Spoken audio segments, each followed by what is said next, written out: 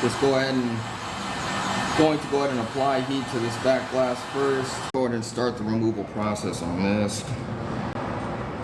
And it looks like we've taken this off already once before, so that actually came off extremely easy. Now we're going to take off our, it's not really a mid-frame, no more back plates than anything, I guess.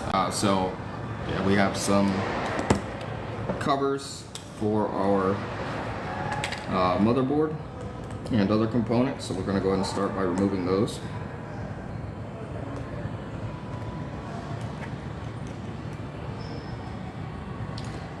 These screws are your 00 Phillips, and this repair is pretty straightforward.